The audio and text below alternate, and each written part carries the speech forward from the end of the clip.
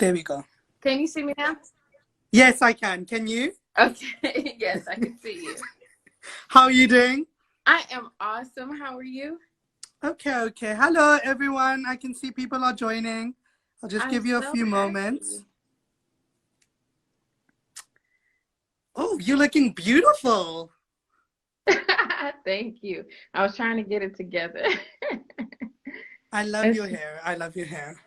Thank you. And look at all those books behind you. Oh my goodness. That's amazing.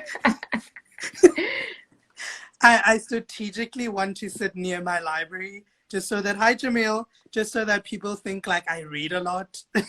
Oh my goodness. You run a book podcast, for heaven's sake. We know you read a lot. Hi everyone. Hey everybody. Let's just give you 2 more minutes and then we'll get it going and then people can join as they come. Absolutely.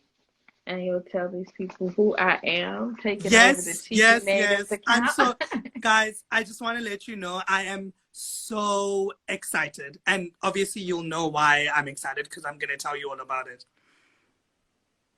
Hi, everyone. And please, you're welcome to ask questions throughout this. I will facilitate the question discussion. So, I'll tell you everything in a bit.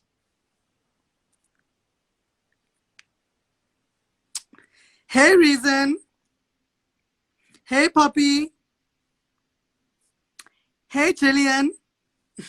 I'm just greeting everyone. I'm putting all the announcements they'll need in the comments.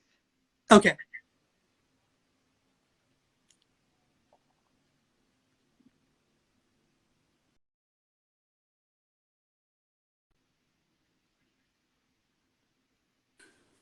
I'm excited too.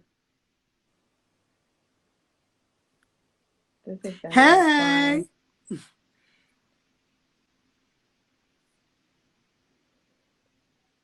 Okay. Yes. Ooh, I'm excited, guys. Let me just say, there's a new book coming out, and oh my gosh, ooh, I'm ready. I am excited about the new book as well. Wow, Reason, I'm so sorry. I feel like I don't want to pan and show you how extensive the background is because I feel like people will judge me. So I'm just gonna sit like this. We have 2 bookcases and they're overflowing. So I just put books, I start tucking them in things in storage units. I've literally started thinking of buying bedside tables that are bookshelves so that I can put my priced books on those bookshelves. So that's what I want to do, yeah. Keep them close to you. Mine are at the foot of my bed. Hi, everyone. Welcome to another takeover of the Cheeky Natives. It's your boy, Little Khonolo. Alma is in the background in the comments. And today we have a very, very, very exciting guest. We have Ashlee Haze, all the way from the United States of America. Hey, ho. You see, we're international. So we're allowing the internet to just make us all connect during this really tough time, but we want to make it a wonderful place. So before I start, I just want to read the bio so you know who Ashlee is, that what's up. So Ashlee Haze is a poet and a spoken word artist from Atlanta by way of Chicago, earning the nickname Big 30 because of her consistency in getting a perfect score. She's one of the most accomplished poets in the sport of slam poetry. And guys, slam poetry in the United States of America is a really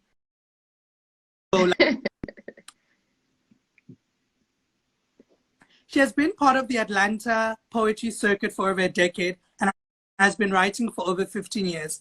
Ashlee Haze is a 3-time queen of the South Poetry Slam Championship, 2-time Women of the World Poetry Slam Finalist, and 2-time National Poetry Slam semi-finalist. She's recently appeared on NPR's Tiny Desk series, Along Blood Orange. Her sophomore book, Smoke, is available now. So Ashlee is releasing her sophomore book called Smoke, which is coming out on Monday, but you can pre-order. She's left it on the comments on the Ashlee. Her handles are obviously at Ashlee Haze. Her website is ashleehaze.com, and her new book Smoke is coming out. So pre-order now. Now, Yes, get today that we're book. going to talk about Ashlee's first book. So, Ashlee's first book is, hey everyone, Ashlee's first book is Land of the Living. And Yeah. guys, like, let me tell you, it's right here. It's right here. And can I tell you, it's a sign. So I didn't get like just from Amazon. I got a signed copy. So I got to meet Ashlee when I was in the US. In Los There Angeles. was the one of the poetry slam scenes, because I tell you poetry is a big thing in America. I went there and Ashlee was performing, and I just told her, I'm just a little boy from South Africa and I like love you. And I came to this thing because I want to see you. Welcome to the Cheeky Natives, Ashlee. Welcome. Thank you all for having me. I remember meeting you in LA. I was signing books outside the Poetry Lounge, and I had you pronounce your name for me. So thank you for keeping up with me and inviting me back to the Cheeky Natives. I'm so excited to be here and to be with you all. Hey, everybody who's checking in. I see Ooh. y'all. Let me wave to people. I've been hitting the See, wave Dr. button. T is in the house. Hey, Beto is in Dr. the T. house. Hey, Um, y'all. Not Elianda, hey Douglas. Toko. No. Ooh, Dr. T is like Ashlee, yes. So, Dr. T, I just want to let you know that Ashlee will read one of your favorite poems from the poetry, um, girl, because I got you. You know, that poem is my poem, so I Yes. got you. And Alma, your poem too, girl. Like, it's all up in here. So I want to talk to people about Land of the Living. Yes. I lost my mom in 2017, and this is also the year that I met Ashlee in LA. And The Land of the Living has been a collection of poetry that has held me and like stitched me back together. It's been a collection of poetry that has really like, you know, nestled me while I was going through grief, because like I felt like Ashlee's process of grief was very intimate to mine, and to have someone write that on a page was really powerful to me. And so a lot of the conversation today will be about grief. So trigger warning, if you need to take some time out, please take some time out. But a lot of the conversation will be around grief. I felt that particularly this week has been hard for me just because of how everything like is becoming a little bit of a lot. So I've been thinking a lot about losing my mom. And, you know, it just so happened that Ashlee and I were going to be in conversation today. So I'm really grateful for that. So Ashlee, firstly, thank you for writing the book. Thank you Thank for you. putting yourself on the page like you have. Absolutely. It was an honor. That's what I do. That's what I'm here for. Is to write, is to give language to our emotions. So that's what I hope I did. And thank you so much for reading it and getting intimate with that work. It is so funny because I'm like pushing the new book. And then I actually went back and I was like, this book still has some gems, you know, it still has a couple of things that even I still need as a person, as a poet. So In the collection, or the first poem that I've asked you to read, which is called "This Spot Just Won't Go Away." absolutely, this spot just won't come out. And I wrote this poem after a workshop with Dominique Christina, actually. And I wrote this poem because I realized it's so funny to even like go back to that, to the grief that I was when I wrote this. Um, and I would have moments where like I could be at a stoplight and just bust into tears, or I could be doing something mundane and then grief take over me. So I wrote this poem to capture that, and it's called "The Spot Just Won't Come Out." My father died, and every morning I wake up with grief outstretched, covering me like an extra blanket, grief dripping down the walls, grief rising from my clothes like cheap perfume, grief stuck under my shoes like stepped in gum, grief in the crevices of my teeth, grief spilled on the rug I just bought. This grief, this rugged thing, it is ugly all over, and I got it all over everything.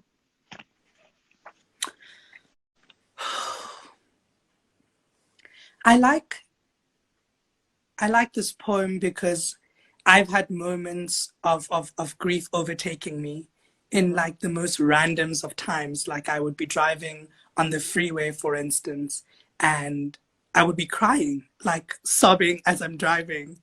And also, I just feel like an overwhelming sadness in like some good moments and just not recognize that, and then later come to it as grief, to be like, wow, Mm-hmm. the sadness of this spot just won't go away. It's like there is this person in your life who's no longer there to experience all these.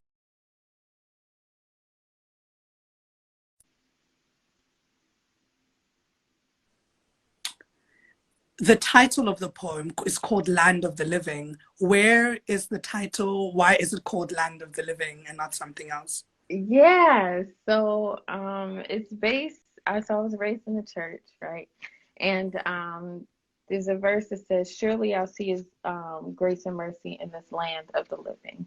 And what that means is that a lot of times in religion and culture, we have this idea of waiting to get to heaven, right? In heaven, you'll see the goodness and mercy and you'll see all the good things. And so I wrote it Land of the Living because I wanted to capture the idea of one, us still being living while we mourn our dead, but also experiencing what it means to get through grief on this side, not having to wait until you get to a heaven or paradise to experience joy. So, yeah, we're here in the land of the living. Amen. Amen. And so someone is saying that this is exactly how they have been feeling. They I lost their dad in see. December and it's been the worst, It's right? been the And worst. Yeah. honestly, I can tell you, getting Ashlee's Land of the Living, you can find out how you can get it on the website, will really help you, just in terms of knowing someone who understands you. I felt reading Land of the Living that there was someone who wasn't going to judge me for my grief, that Mm, this work wasn't going to condemn me for my grief. yes. So I want you to just just really get this book. Um, I, Talking about Land of the Living, the next poem that will ask you to read is called Lazarus. In some ways, it encapsulates that. It encapsulates the idea of like, you're grieving, but don't let that succumb you. May I please ask you to read that? Yeah, Lazarus. Whew. Haven't done this one in a minute. So this poem, again, there are a lot of biblical references in my work. I was raised in the church, can't shake them. And so this poem is, and so the story is that Mary and Martha wanted Jesus to save Lazarus from dying. And so what happened was Jesus let him die, and then he raised him from the dead. And so I wrote this poem called Lazarus. When Lazarus fell sick, Mary and Martha ran to Jesus to tell him the news. They were expecting a miracle, and Jesus, in his infinite wisdom, sent them back to Bethany. When news came that Lazarus had passed, Mary and Martha ran to Jesus and lamented, "Had you been here, then he would not have died." And Jesus replied, "Don't you know he had to die in order for me to perform a miracle? After all, where's the magic in giving the life to the living?" And so the next day, Jesus went to the tomb where Lazarus lay, commanded him rise up and walk, and he did. And that day, Lazarus became living proof that not even death can stop a miracle. When my father fell sick, I ran to Jesus to tell him the news. I was expecting a miracle, and Jesus sent me back to where I came from. When the news came that my father had passed, I ran to Jesus and lamented, "Had you been here, then he would not have died." And I heard a voice reply, "Don't you know he had to die in order for me to perform a miracle?" But when he came, it was not my father that he raised from the dead. It was the parts of myself that I had buried with him. I had reasoned that I could no longer be whole, so I amputated the parts I thought I could live without. And I heard somebody say, "Did you not think that I could still raise you from the dead?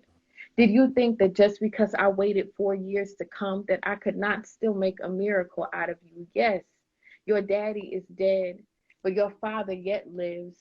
Rise up and walk. Open up your mouth and release the winged creatures you have trapped in your chest. You can still be a poem when he is not here. I did not know that I could still be a poem when he is not here. I did not know what to be. I did not think that I could still be a miracle, but here I stand 9 years later. The stone rolled away from my tomb. If you look closely, you can still see the bandages on my hands and feet. You can still smell the scent of the grave in my clothes, but know that I am living now, because not even death can stop this miracle. Mm, Thank you. mm.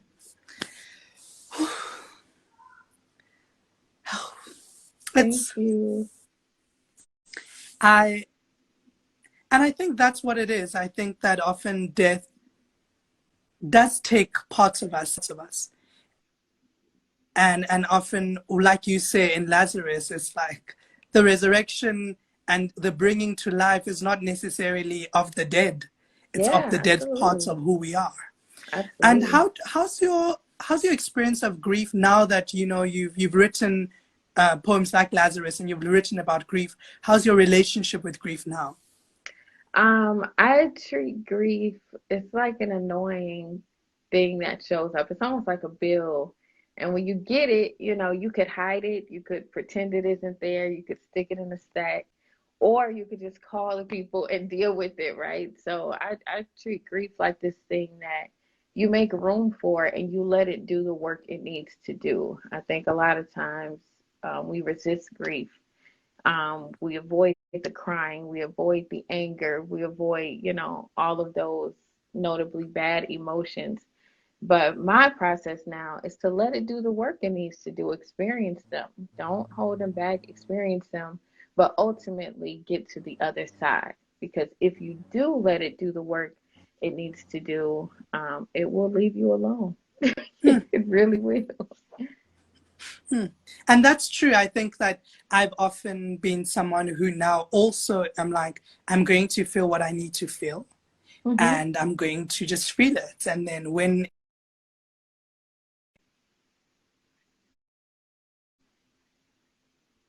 Yes, open your yes. mouth and release the wings created from your chest. Like people are loving it. People are sending love. Thank you, everyone. I love it. Yes, the I vibes on wanted the to poem. Wow, thank y'all. I wanted to speak a bit about the format and the form of writing poetry. You are like one of the champions of slam poetry, and we wanted to know has that influenced your writing in the way that you write books, and how has that influenced your artistry?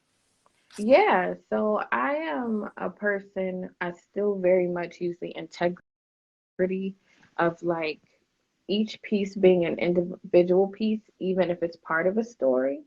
So I usually keep my poems to 3 minutes or less. I learned that in Poetry Slam.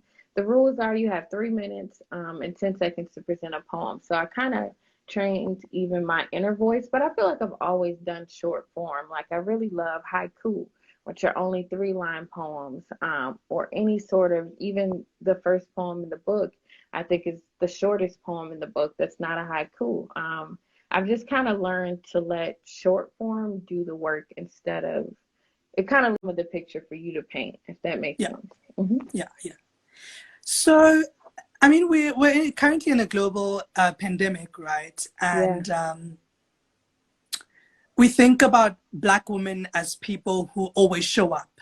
And Hmm. even during this time, we know that it is Black women most of the time who are either going to be at the front line as caregivers, who are going to be at the front line as health workers, who are going to be at the front line as people who work at grocery stores, who are going to be the front line as people who may help in the cleaning. So there's always going to be these Black women who Teaching show kids up. at home, cooking at home, doing the domestic duties, everything.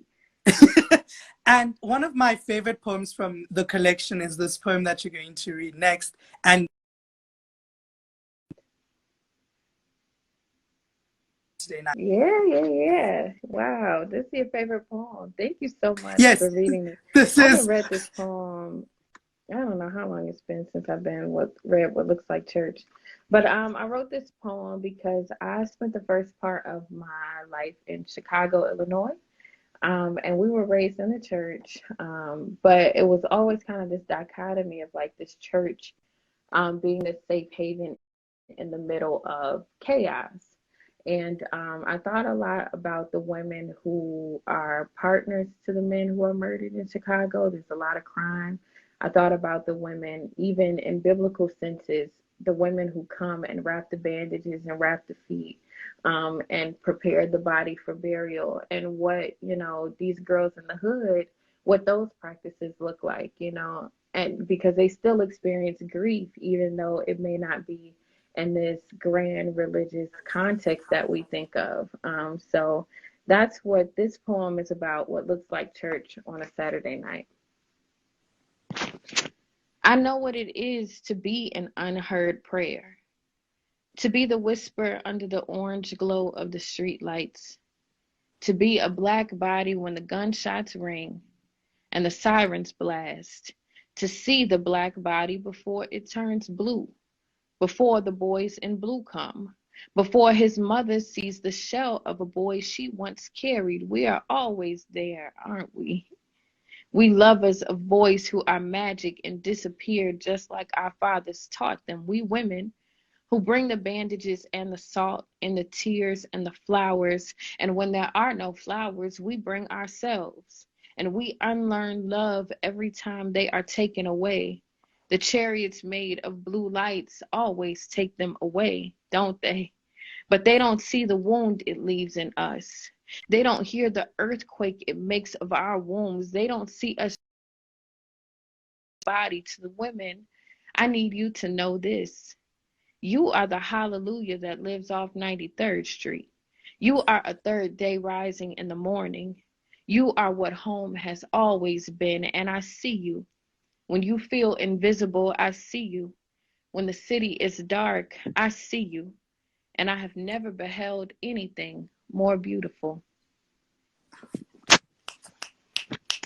Yes, so you are the go hallelujah that lives. Like, I just think it's such a powerful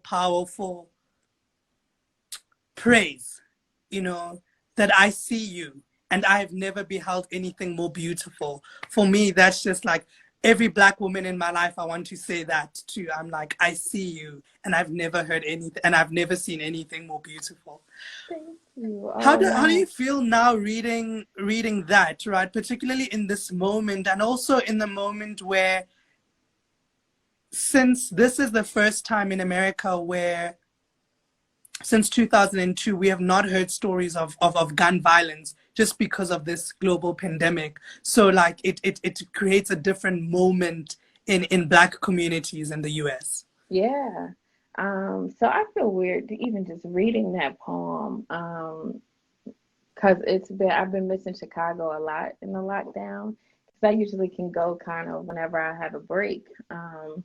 And in the midst of this pandemic, it's so weird, right? Because the point is social distancing. So we're staying at home, we're staying in our houses, you kind of got to be close to somebody or in social proximity to commit crimes. But it also makes me think of the way we structure this world, right?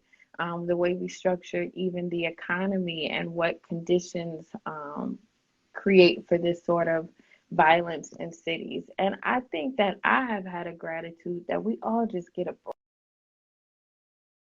Is whatever our economic statute is, we can go outside and have a little peace and a little quiet, and I've been valuing that. So someone says, I don't know how they classify essential services, but this book must be an essential service. Oh my. And someone else says, we are powerful beyond measure, my people. And Dr. T is just like, oh, my favorite. Oh, I see you. There was a question earlier about get to that question. Someone had asked, I just need to get there. What preparations did you have to take to start writing? To start writing just in general? I think so, but I think we were talking about grief earlier, so I suppose to start or even writing about grief in that sense.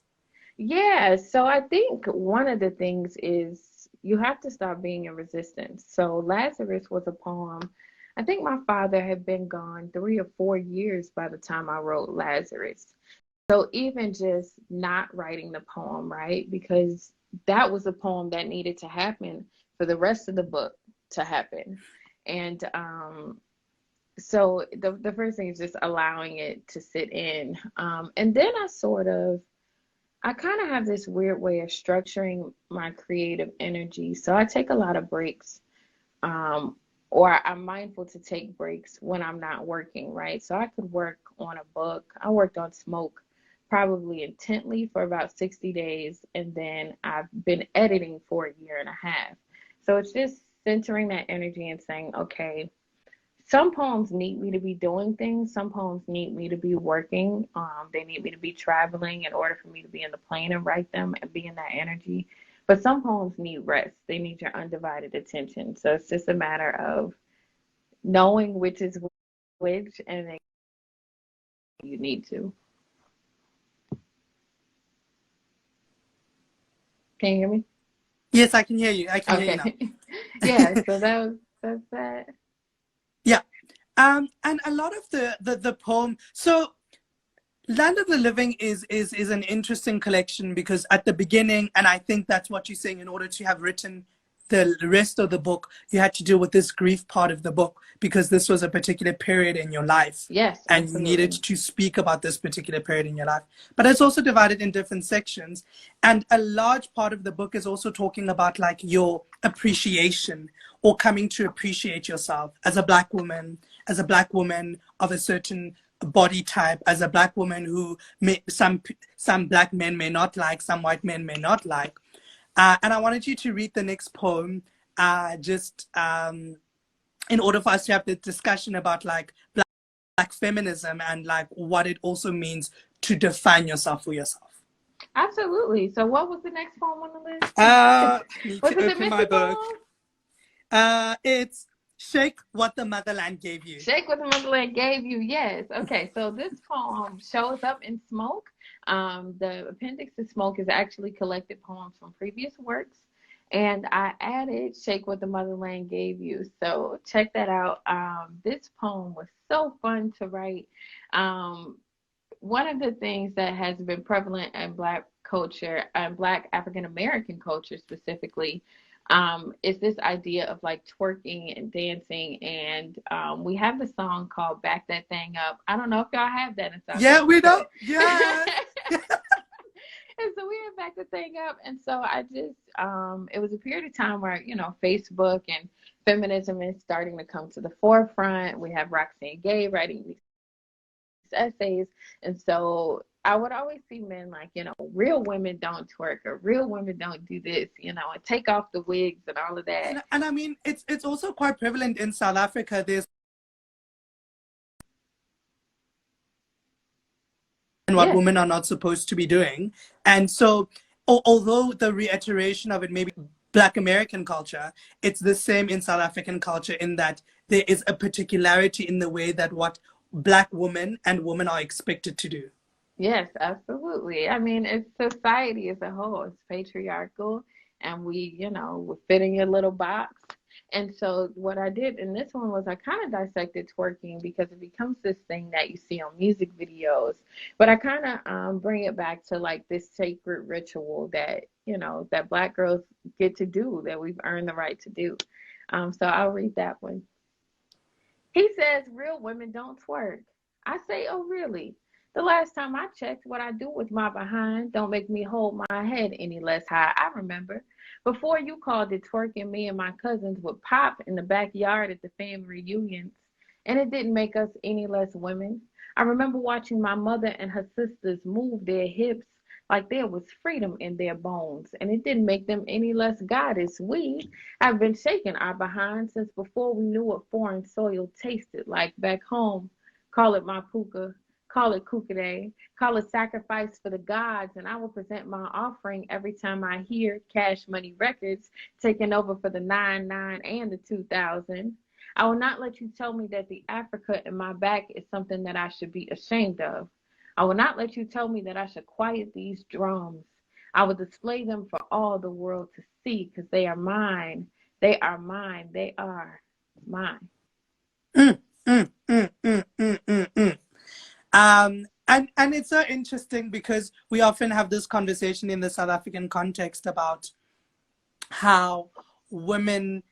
So there's this like television ad about like this woman going to work and dancing, and this woman going to doing some laundry and dancing, and like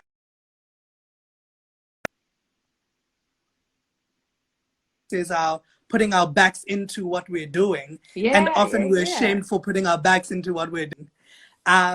So I wanted to talk about like how has Black feminism, influenced your writing, and in the particular type of work you wanted to do with some of the more fun poems in the collection. So,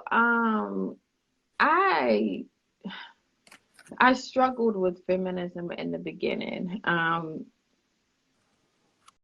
I struggled with understanding it, but I knew that I liked it, right?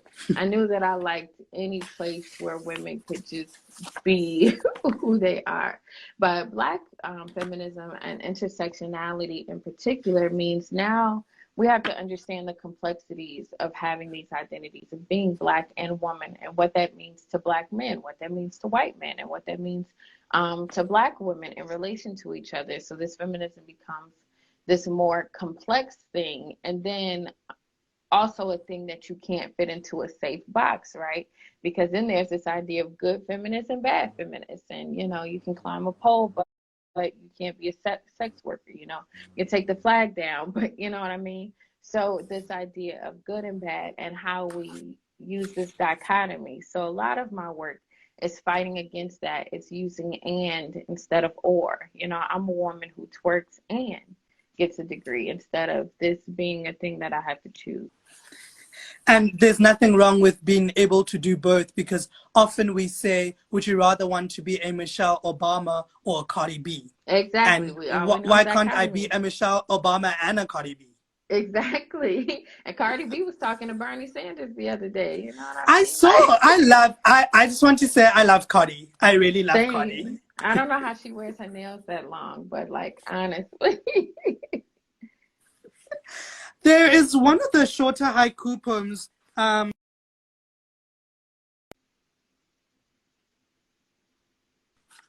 it's basically I think an incident that happened to you, and it pertained to a white man.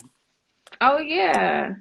For the white man who touched my hair in a backwoods North Carolina Cracker Barrel. Yes, yes. Can I ask you to read that?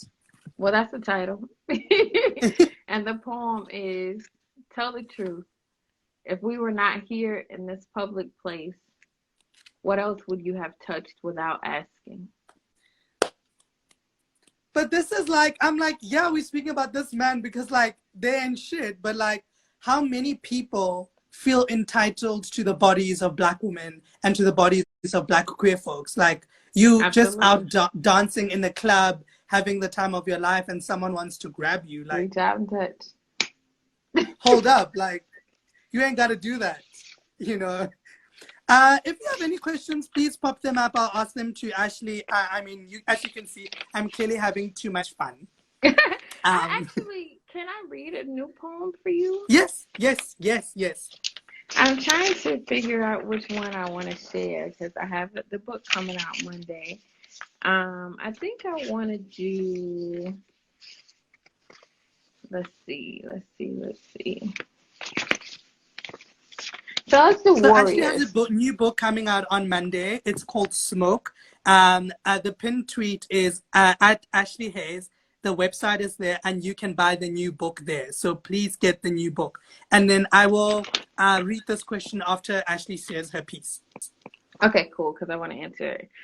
So this poem, since we're on the subject of feminism, is called Warriors. It's from the new book. And it's about the women who've shown up in my life. And I felt like I just had a moment where I met women who were badasses.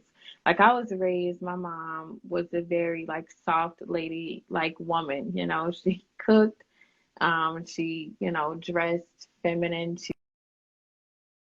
And so I would meet women who would just like you know, tie their hair in a bun and change a tire, or like, you know, knock back a bottle of gin. And I'm like, who are you people? And so I wrote this poem for them called Warriors. When the revolution comes, send me women who smoke and drink gin and cuss. Send me women who sit with their legs open, messy-haired women who cock pistols for sport.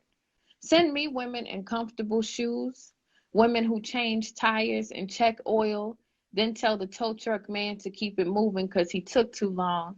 And ain't it just like a man to take too long? Send me women who roll backwoods and know all the verses to the players' anthem. Send me the village of the unladylike and watch us save your sorry asses.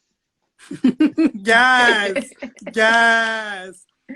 So That's one of my favorite poems. It's so fun to write. I'm really excited for this book. Like, you know, I'll be all up there to be like, ready, purchase. There's a question. What advice would you give someone who is taking his or her writing seriously? Did you ever wonder if you could go beyond poetry into short story or long story pieces of literature? Yeah, so the advice I would give, let me start there, is to listen more than you speak and to read more than you write. Read books, read scripts, read whatever, because I think sometimes as artists, we show up kind of cocky and we're like, oh, this is new and I'm the only person who's ever thought of this, you know? So read from what people from your shared experiences are writing. If you find that there isn't enough representative writing for people with your shared experiences, then you write that. And so also listen to other poets. I always tell people, you know, don't write poetry how you think poetry sounds. There's so many poets from so many walks. Write poetry how you sound and listen to how those people, you know, deliver their work, perform their work. And then the second part, let me double check the question. What if I could do long form? So yeah. I have been short story. I have an idea for a short story. So I have like this idea board. I'll actually show y'all my idea board. This idea board back here where I keep like all my ideas. And so one of them I wrote, will it be a short story question mark? Or I wrote, will it be a web series question mark? Because I've also noticed that a lot of my poetry can work as script or dialogue or something that a character is saying. So yes, I'm exploring those options. I'm taking a script class this Saturday. I'm signed up for virtual classes for a while. So maybe I learn how to write a web series or a movie or a film, or maybe I just write a novel or something. I don't know. And while we're on the topic, who are some of your favorite writers and who are some of your favorite poets? So you spoke about reading more than you write. Who are some of the people that you return to and who inspire you as a writer? Oh, so many of them actually show up in my new work. So I use a Toni Morrison quote, the Queen Mother. Toni Morrison actually sat and listened to this poet, W.J. Lofton. He read one of her 1988 commencement addresses, and I'm just like, everything she writes is gold. She wrote, you have comic book solutions for biblical problems in nuclear times. And I just thought, damn it, Toni. I quoted her from Jazz where she says, I didn't fall in love. I saw you and I made up my mind. Yes. Maya Angelou, of course, I quote her in the book. Love one more time. I quote Beyonce in the book. Even poets like Warsan Shire, I thought a lot about how Beyonce used her work in Lemonade. And so writing this was like, how would this sound in a music video? Or how would this sound, you know, if we put it in like a dark film or something? So I've been inspired by Warsan Shire and just how her work was able to translate to that medium. Of course, you know, Zora, of course. Nikki Giovanni, yes, and Tazake Shange. Actually, I borrowed a title from her. So I wrote for colored girls who don't need Katy Perry, and she wrote for colored girls who consider suicide when the rainbow is enough. Wasn't enough. Yeah. So I mean, I'm reading Sassafras, Indigo, and Cypress. I'm just, all of these women who left us such good work to read. Yeah, yeah. And I think that's also what's beautiful in that these women have left their words, and their words continue to show themselves up in our lives. So in truth, they are always going to be here. Yes, absolutely.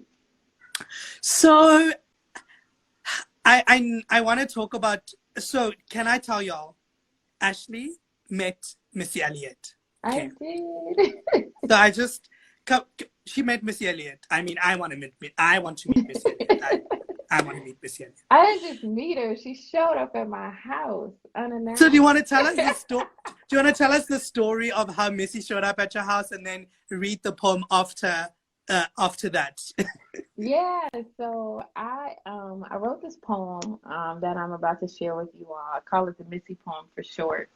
And the first time I performed it like polished was at CUPSI, which is the College University Poetry Slam Invitational, one of those. And somebody in the audience took out a camera, recorded the poem. And so he posted it on Twitter, but didn't tag me, didn't know my tag. Well, the person who posted it was D-Ray, who is known for his work on the front lines. Yes, the Black Lives Matter movement. So D-Ray posts this video and gets 60,000 views. So Missy sees it and she replies to the tweet, "Who is this girl?" And so I'm like, "Hey, it's me." And so she DMs It's me, y'all. It's me. Right. She's like, she DMs me, and I don't know, like, if it's Missy or if I'm being spammed, but I'm like, let's go for it, right? So she's like, "Hey, I love the poem so much. Can I have your phone number and can I have your address so I can send you something?" And I'm like, sure, right? It's either going to go very well or very bad. And so she calls me one night and I'm like, "Who is this?" And she's like, "Who else sounds like a fat black girl with finger waves?" And I was like, oh my God. So she calls and she's like, "I love the poem, and, I just wanted to let you know how much I dug it." And so the next day she messages me and she's like, what did she say? "Are you going to be busy around 4?" And I'm like, why would she be asking me this? And she's like, "I'm going to send you something," right? And I'm like, well, it's Missy. She could send a messenger if she wanted it Saturday. But something in my head, I could hear my mother saying, "Clean your house," right? Let's make sure. So I get up, I clean my house. I started taking my braids down. I put my braids back in, like do a little makeup. But then I make a poor wardrobe choice. I wore this tank top and jeans because I was like, I don't want to look like I'm expecting her, right? So I was like, I'll do makeup, but I don't want to look like, I thought she was coming. And so she knocks on my door. I open it, and I'm like, oh my God, and I close it. So then I open it again. She's like, "Did you just shut the door in my face?" I was like, I'm just like having this moment. And she comes in and she sits down. She snuck her Corvette in my apartment complex gate. And I'm like, nobody's going to be suspicious of this white Corvette sitting outside. So yeah, we talked for about maybe 30, 45 minutes. She used my bathroom, which was clean, and that's it. And how was that experience for you? It's still one of those things where I can be a person who underreacts to things. It takes me a minute. So I think I hella underreacted. I'm like, oh my God, Missy came to our house, but it was still because what happened is she told me, as writers and as Missy as a writer, she's like, people, forget that I need some encouragement too, and Missy wrote the soundtrack to a generation. And just to give her flowers and say, yo, I'm a little black girl from Chicago who, if I hadn't seen her, I don't know what I would do. Because at the time, who else looked like Missy and was doing that? Kelly Price, I want to say, was a little later in the game. But just to see her, and then she's Afrofuturist before we even started really using that language, like her videos, her and Busta Rhymes. I could talk about Missy Elliott all day. So stop me. So yeah, that experience was a writer that I respected saying, "You are a writer that I respect," and Yes, that's yes, still yes. crazy, I you mean, know. I won't lie unashamedly. They're like writers that I did not imagine that I would meet in my life. So, like, you're one of the writers whose work I had been watching on YouTube before we met, and whose Wow. slam poetry I appreciated. And so, when I was in LA and we went to the poetry lounge and I got to meet you, I was like, oh my God, shit, like, you know. And so for me, it's I get it because I'm like, this platform has allowed both to have met and for people to say to us, thank you for the work that you're doing. You're doing so much, and thank you that it inspires me. So I completely get that. I completely get that. And may Thank I ask you you. to perform or read the Yes, For Colored Girls? yes. For colored girls who don't need Katy Perry, when Missy Elliott is enough. Third grade, I'm in the hallway and I'm sure I shouldn't have been. And Corey White comes up to me and asks, "Yo, have you heard the new Missy Elliott track?" I reply, "Who is Missy Elliott?" At the time, my parents only let me listen to gospel and the smooth jazz station. But that day, I went home, ran upstairs to my room, closed the door, which is a cardinal sin in a black mother's house, and I waited on TRL to come on. And then it happened. Metallics in a black trash bag filled my TV screen, and I hear the coolest thing I'd ever heard in 8 years of living. Beat, beat, who got the keys to the Jeep? Vroom. And at that moment, I had my entire life figured out. I was going to grow up to be Missy Elliott. I spent the next 10 years of my life recording and rewinding videos to learn dance moves, passing that Dutch, getting my freak on, and trying to figure out what the hell she was saying and work it. There were so many artists I could have idolized at the time, but Missy was the only one who looked like me. It is because of Melissa Elliott that I believe that a fat black girl from Chicago could dance until she felt pretty, could be sexy and cool, could be a woman playing a man's game and not be apologetic about it. If you ask me, well, representation in the media is important. I will show you. My velour outfit and the matching Kango hat I begged my parents for.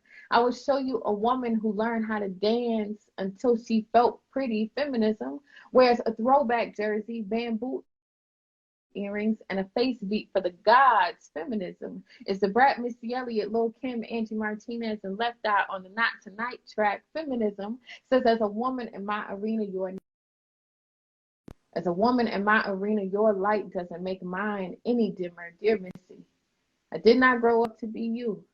But I did grow up to be me and to be in love with who this woman is, to be a woman playing a man's game and to not be apologetic about any of it if you ask me.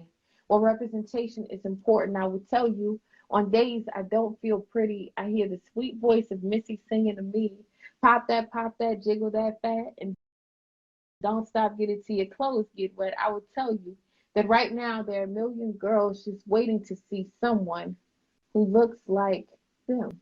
Mm. Oh. And I think for me, when I heard For Colored Girls, I was like, there's no question why we would want to ask why representation is not important. And it's not representation in a, I see a black person on the screen and that's Right. enough. It's literally representation of, I see a black fat person on the screen who looks like me, who is comfortable and I feel seen. Or I see a black queer femme person on the screen and I'm like, yes, this is me, right? Uh, Exactly. and and and do you want to talk a bit about the representative work? Like, why was it important for you to write for colored girls, for other young black girls who exist in the world? Yeah, because I mean, being a chunky black girl is just, there's usually a few of us, or two or three of us, and it's a different life. The world is shaped differently. And for Missy specifically, so again, I was raised by a mom who's super femme, her worst nightmares to look like a boy. You know? And then I see Missy Elliott, who's like wearing a throwback jersey, but also like has on these extravagant eyelashes, and what it means to straddle lines and cross those boundaries. And because I was kind of a tomboy, you know, I wanted to be on the court playing basketball. I had the but I, you know, I wanted to hang out with the guys and I wanted to kick it, but I also like was into guys and also like wanted to be liked and be femme and see. And so Missy sort of gave me that. And then, you know, her being from Virginia and then being a songwriter to this producer, Timbaland, who gets the credit until she's like, no, I want a music video. I'm going to write and produce this, right? So just to be all these things, and to see somebody be that, right? Yeah, To see yeah. a Black woman on television not be the maid or the mammy or the person who's being cheated with, right?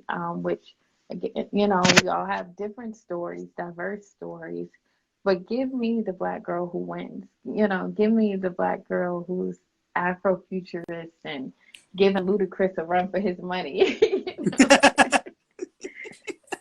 No, and that's important. Like, I mean, I remember reading your poem and then going back to play Missy songs because I was just like nostalgic because I was like, yeah, Missy. Like, I remember we were like also trying to figure out what you were saying and work it. Like, were you, what? And it's just backwards. I put my game down, flipping and reverse it backwards. So Land of the Living was your debut collection, but you have a sophomore collection called Smoke. And what is Smoke about? What can we expect when we get Smoke? Yeah, when you get Smoke, I'll read another short poem if we have enough time. But when you see the book, it's red and it has a fire in a house. And so in Smoke, I use this metaphor of a house on fire to describe a relationship that ended. In the forward, I talk about my personal relationship that ended and that inspired the book. And so we get this work that just the way Land of the Living was Black and dealt with grief, Smoke is kind of red and dealing with like a grief of the living, but also being mistreated and reckoning with what it means to be mistreated and reckoning what it means to stand up for yourself, and to also be this very tender person who was heartbroken, to be heartbroken, to be sad, to experience rage, to experience uncertainty. And so just like Land of the Living is written in parts, Smoke is written in 4 parts. And so in the beginning, we know that something's on fire. Where there's smoke, there's fire. And then, you know, we have to rescue. You got to get yourself out of there. We have ash, what's left. And then we have air. We can finally breathe. So it does get us from the other side. It gets us through that fire. And it is mostly nonfiction. I do, again, kind of get this style of Ntozake Shange, where like the poems are also characters who have a story, or who have a narrative about themselves. So that's what you can expect. It is a story where the Black girl saves herself. Yes. Do you want to bless us with another poem? Yes. So I actually want to read you the poem that opens the book. So I got this opportunity to participate in a writing workshop, residency, virtual workshops with Winter Tangerine, which is a publication in New York, who I love. And so we got these prompts, and it really brought so much of this book was written at Winter Tangerine. And so there's a poet, Rigoberto Gonzalez. He writes this list poem called Things That Shine in the Night. And it was one of the most beautiful pieces I'd read because it's a list poem of things that are shiny, but just, you know, when a poet describes a thing. And so I wanted to take the same concept. And so I wrote this poem after Rigoberto Gonzalez called Things I Have Set Ablaze. The blunt, unceremoniously. My heart, a groundless sacrifice, if I am to be honest. My heart was the most bloody thing I could offer. The blunt, with reverence to the ritual. The whites of my eyes for all the ways they betrayed me. The loins, scraping match against the box, as if to excavate a summer out of myself. Fear, writhing still at the stake, the part of me that cares what other people think. Depression, a flare you can't see until you're right up on it. And once, a home I still wanted to live in. Mm, mm. Okay, y'all, that is from Smoke. So y'all gotta, you know, order up, pre-order. Smoke is coming up on Monday. Yeah, So Monday, definitely 420. definitely support Ashlee Haze. Ashlee is one of my favorite poets. And like I'm like just support. As you can find Ashlee Haze at Ashlee Haze. You can visit her website at www.ashleehaze.com and then order. Ashlee, it's been Order. like so fantastic to like talk to you and to spend time with you. This It's is been really wonderful. amazing. I was so happy we did this. It's been, I mean, I was like, you know, also there is on our podcast, at Cheekinators, you know, obviously you listen to the podcast or Yeah. www.cheekinators.com. If you want to listen to a more in-depth conversation about Ashlee's first book, which is called Land of the Living, you're welcome to listen to that podcast again. Just to hear like just in-depth conversation about like, you know, I spoke a lot about my mom and Black women. And yeah, so yes. Thank you, Dr. T. I see everyone's like, I can't wait to read it. Boosie says, I can't wait to read it. Alma said, this was brilliant. Thank you.